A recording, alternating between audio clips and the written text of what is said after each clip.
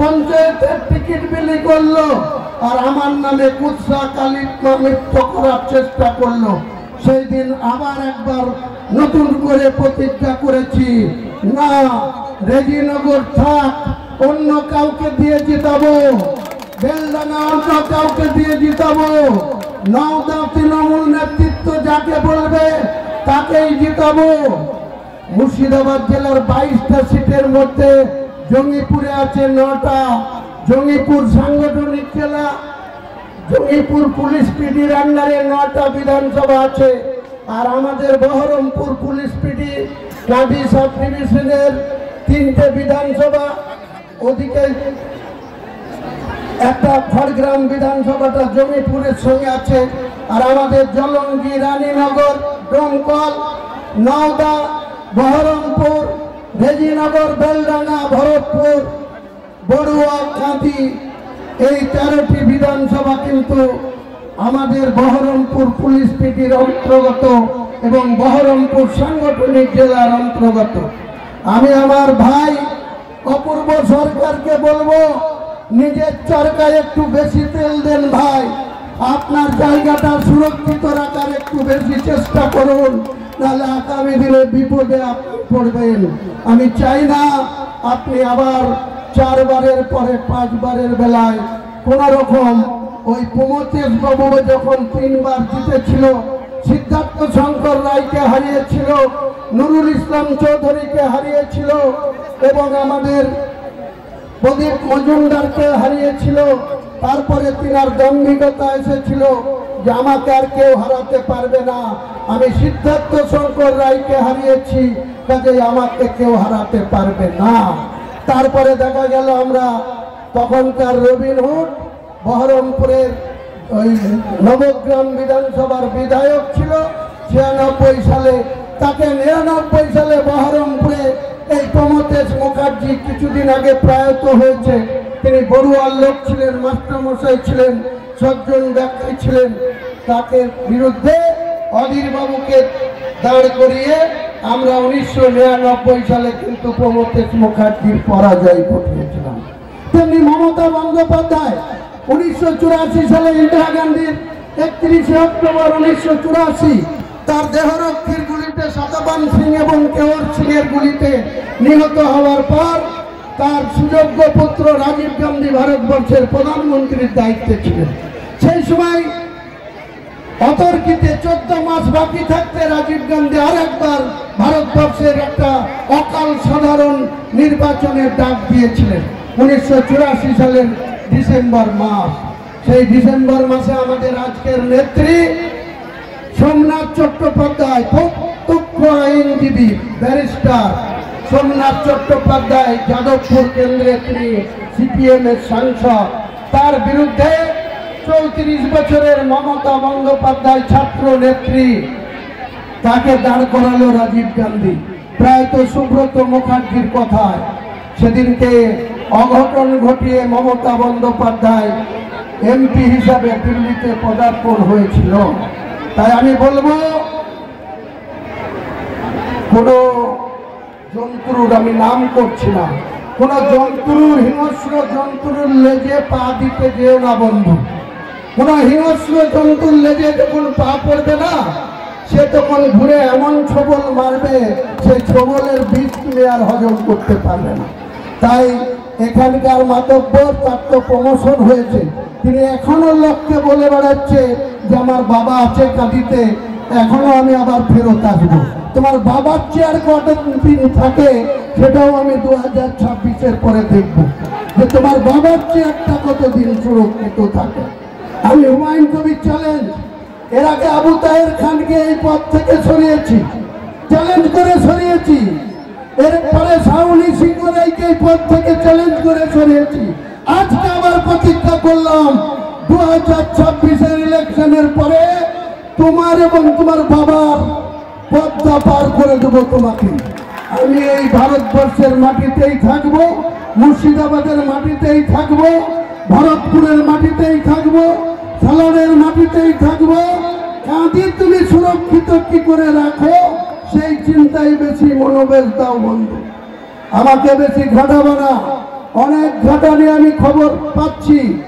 আজকের এই মিটিং আসার জন্য তোমার কিছু চামচারা হুমকি দিচ্ছে, ওই জজান অঞ্চলে গড্ড অঞ্চলে তাদেরকে হুমকি দিচ্ছে যে যদি এই হুমায়ুন কবিরের মিটিংয়ে যাই আমার থেকে খারাপ কেউ হবে না, তাই বলে তাকে নাকি শাসাচ্ছে আমাদের কিছু প্রধানকে কর্মীকে।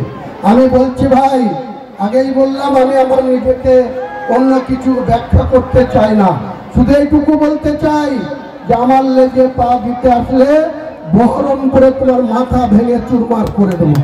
বহরমপুরে অজিত চৌধুরীকে জিজ্ঞেস করবা 2005 সালে তখন বুদ্ধবাবু ভট্টাচার্য মুখ্যমন্ত্রী, তিনি পুলিশ মন্ত্রী, সিপিএম এবং কংগ্রেসের একটা অংশ। প্রায়ত মান্নান হোসেন এমপি ছিল কংগ্রেসের, সেও অজিত চৌধুরীর বিরোধিতা গিয়েছিল। আজকে তৃণমূলের যিনি চেয়ারম্যান হরিয়ারপাড়ার বিধায়ক ওই নিয়ামত শেখও সেদিন অজিত চৌধুরীর বিরুদ্ধে গিয়েছিল। তারা সবাই মিলেমিশে অজিত চৌধুরীকে লেজে গোবরে করতে চেয়েছিল। তারা বহরমপুরে থাকতো, আর আমি 30 কিলোমিটার দূরে মানিকগড় মোড় থেকে গিয়ে অজিত চৌধুরীকে সাপোর্ট দিয়ে অজিত চৌধুরীর একটা লোম হেলাতে তোমরা পারোনি। আমি আগেই বলছি, আমাকে বেশি কড়কালে, আমাকে বেশি ধমকালে, আমাকে বেশি চমকালে, আমি যেদিন ফিউরিয়াস হয়ে যাই সেদিন আমার সামনে কে আছে? এসপি আছে না ডিএম আছে, না তুমি জেলা সভাপতি আছো, না তুমি কোন একজনকে ঠকিয়ে তালগ্রাম থেকে গিয়ে কাঁদিতে অট্টালিকা হাত দিয়েছো, সব আমার কাছে নস্যি হবে। নস্যির মতো টানবো আর নাক ঝেড়ে তোমাকে আজার করে দেবো। পরিষ্কার করে বলছি, আমাকে বেশি চমকানো ধমকানো করবে না।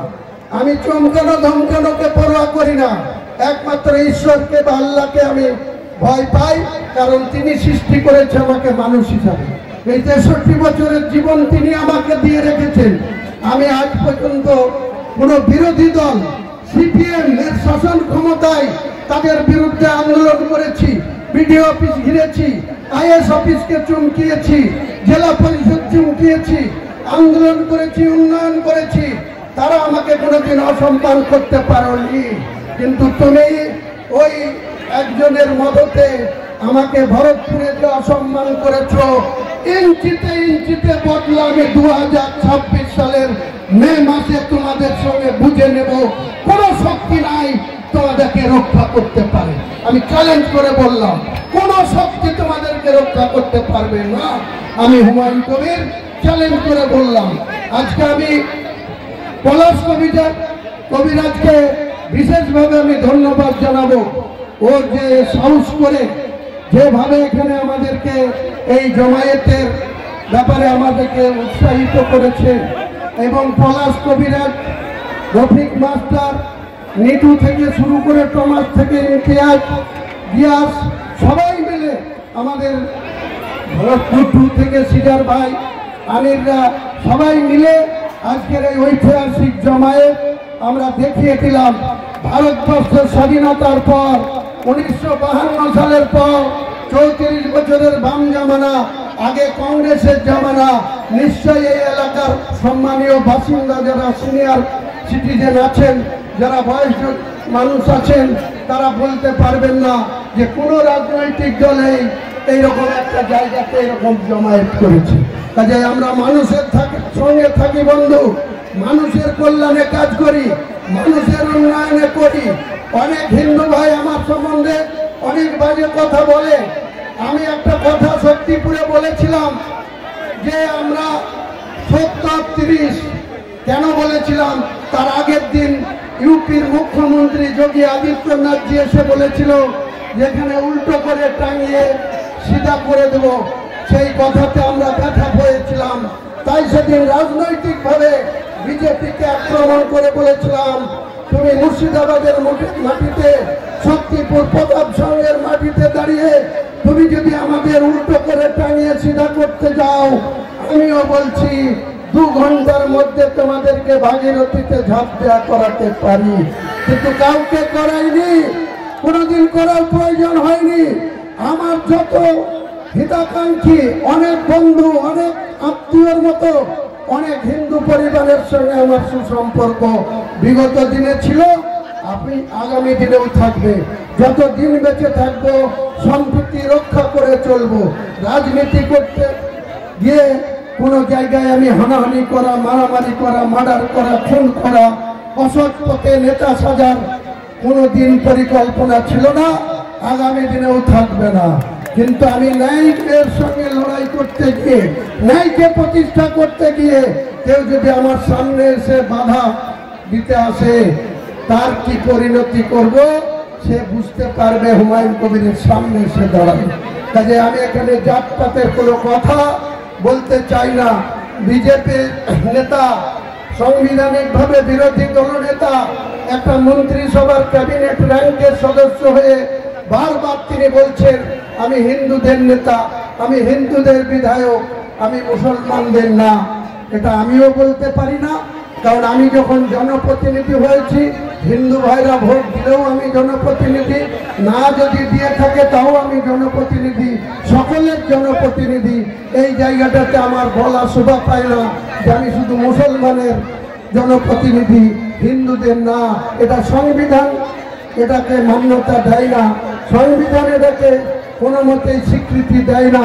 তাই আমি লিডার অফ দ্য অপোজিশনকে বারবার বলবো, আপনি নিশ্চয়ই স্বপ্ন দেখছেন বাংলার মুখ্যমন্ত্রী হওয়ার, চেষ্টা চালিয়ে যান। যদি ভবিষ্যতে আপনার ভাগ্যে কোনোদিন প্রসন্ন হয় তাহলে নিশ্চয়ই হবেন, তাতে আমাদের কিছু যায় আসে না। কিন্তু আমি দেখতে পাচ্ছি 2026-এ আবার স্বমহিমায় মমতা বন্দ্যোপাধ্যায় চতুর্থবারের জন্য মুখ্যমন্ত্রীর গদিতে বসা, শুধু সময়ের অপেক্ষা। আর এই ভরতপুরের মানুষের কাছে আমি করে জোরে আবেদন করব, আপনারা কারো বিভ্রান্তিমূলক কথায় কর্ণপাত করবেন না, তাদের কোনো কথার গুরুত্ব দেবেন না। আপনাদের সঙ্গে আমি আছি, আগামী দিনেও থাকব। আর সব রকম চেষ্টা করে এই লোহাগড়া ঘাটের ব্রিজ ভোটের আগেই শুরু করার বা টেন্ডার প্রসেস কমপ্লিট করার চেষ্টা করব। নিশ্চয়ই হয়ে যাবে, আপনারা আশা রাখুন, ভরসা রাখুন। লোহাগড়া ঘাটের ব্রিজ হলে আপনাদের এই লোহাগড়া থেকে ভরতপুর যাওয়ার চৈধারের যত জমি আছে, যত সম্পদ আছে, যত ব্যবসা বাণিজ্য, আরো অনেক রাইস মিল আছে, তাদের সকলের কিন্তু অনেক উপকার হবে।